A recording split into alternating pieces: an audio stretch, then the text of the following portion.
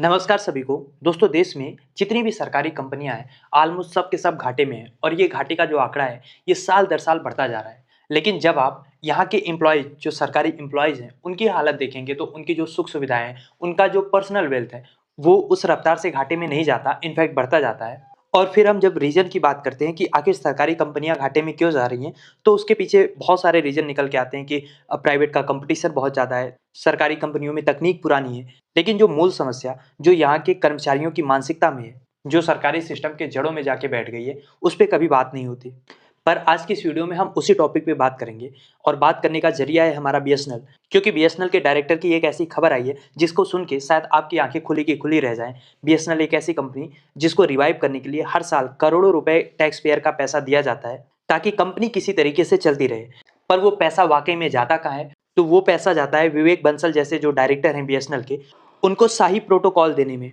और एक्चुअली इसको प्रोटोकॉल कहना भी गलत है। ये किसी मध्यकालीन राजा के स्वागत की तरह, जैसे पहले शहंशाह होते थे, उनके स्वागत में जो पैसे और जो सिस्टम पूरा लगाया जाता था, उसी तरीके का सिस्टम बीएसएनएल के डायरेक्टर को चाहिए। और फिर हमें लगता है कि सरकारी कंपनियां घाटे में क्यों जा रही हैं।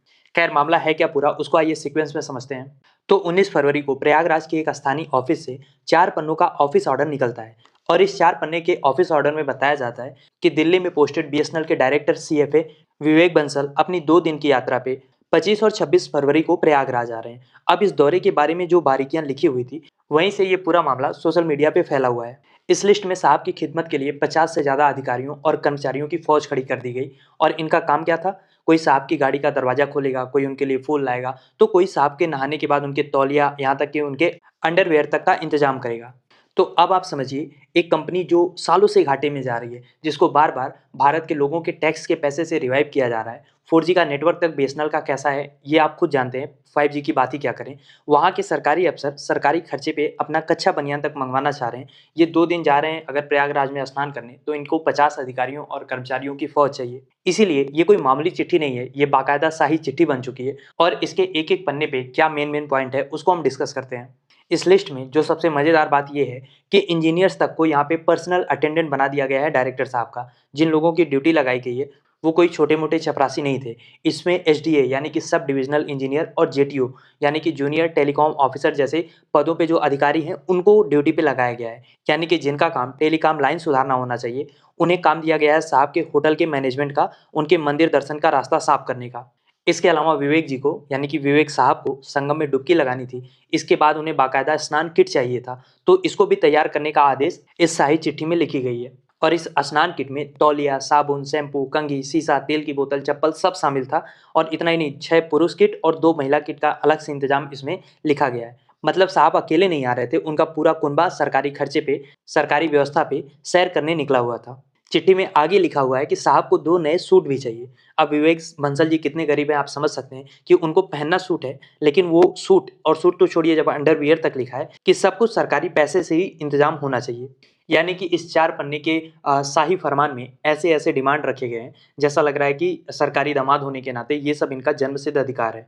हालाँकि जैसे ये लेटर सोशल मीडिया पे वायरल हुआ, हंगामा मच गया, लोगों ने पूछना शुरू किया कि क्या ये यही न्यू इंडिया है? और जब लोगों की प्रतिक्रिया आना शुरू हुई तो इसका असर ये हुआ कि केंद्रीय संचार मंत्री ज्योतिरादित्य सिंधिया को सामने आना पड़ा। सिंधिया जी ने इस घटना को बेतुका और चौंकाने वाला बताया। उन्होंने साफ कहा कि ये नियमों का उल्लंघन है और नए भारत में ऐसी हरकतें बर्दाश्त नहीं की जाएंगी। नतीजा ये हुआ कि विवेक बंसल को सो कॉज नोटिस थमा दिया गया और इस कांड में शामिल 2 वरिष्ठ अधिकारियों का ट्रांसफर कर दिया गया।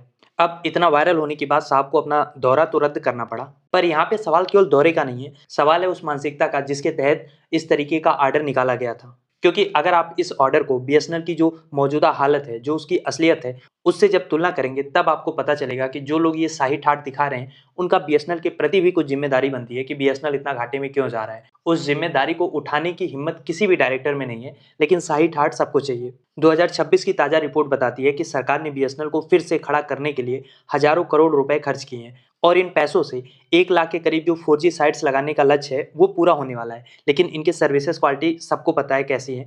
आज भी प्राइवेट टेलीकॉम के मुकाबले बीएसएनएल का डाउनलोड स्पीड हो या उनका वीडियो एक्सपीरियंस हो, वो बहुत पीछे है। और यही कारण है कि लोग बीएसएनएल को धीरे धीरे या तो छोड़ चुके हैं या दूसरे प्राइवेट टेलीकॉम में शिफ्ट करा रहे हैं।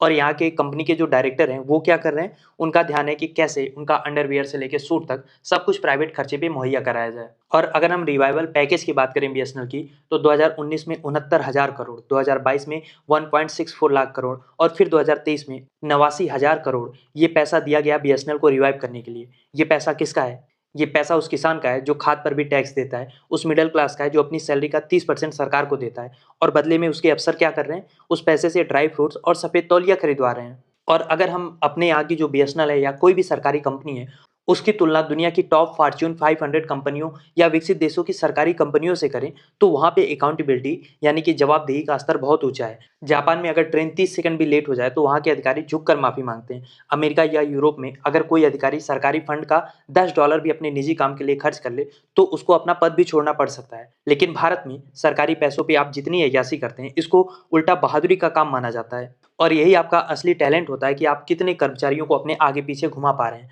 और ये जो बाबूशाही है, जो बाबूडम है, यही हमारे सरकारी संस्थानों को खोखला कर रही है। तो हम इस वीडियो में केवल विवेक बंसल की बात नहीं कर रहे हैं, वो बस एक चेहरा है। असली समस्या उस कल्चर से है जो कहता है कि आप अगर बड़े पद पर हैं तो आप नियमों कायदों से ऊपर हैं। और विवेक बंसल की ये घटना इस कल्चर का प्राइम एग्जाम्पल है, क्योंकि प्रयागराज के उस डीजीएम ने, जिसने ये ऑर्डर निकाला था, खुद से तो उसके मन में आया नहीं होगा, उसे पता होगा कि साहब को क्या पसंद है। तो बेसिकली ये एक चैन है जहाँ नीचे वाला अधिकारी ऊपर वाले को खुश करने के लिए किसी भी हद तक गिर जाता है। और यही जो हमारे न्यू इंडिया का वीवीआईपी कल्चर है उसको शो करता है कि एक तरफ हम डिजिटल इंडिया और आत्मनिर्भर भारत की बात कर रहे हैं, दूसरी तरफ हमारे ही अफसर अंडरवियर तक सरकारी खर्चे पे मंगवाना चाह रहे हैं।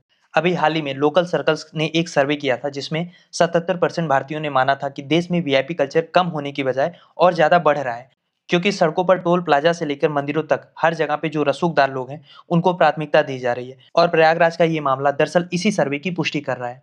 तो आज विवेक बंसल को भले ही नोटिस मिल गया हो, शायद कुछ दिन के लिए उनको सस्पेंड भी कर दिया जाए, लेकिन इस मानसिकता को कैसे सस्पेंड किया जाएगा? क्योंकि जब तक सरकारी पदों को सेवा के बजाय सत्ता का जरिया माना जाएगा, तब तक ऐसे शाही फरमान निकलते रहेंगे। और जब तक ऐसे शाही फरमान निकलते रहेंगे, तब तक सारी की सारी सरकारी कंपनियां घाटे में ही रहेंगी। और बीएसएनएल जैसे संस्थान तभी बचेंगे जब वहां के अधिकारी अपनी सुख सुविधाओं से ज्यादा सब्सक्राइबर की संतुष्टि पर ध्यान देंगे।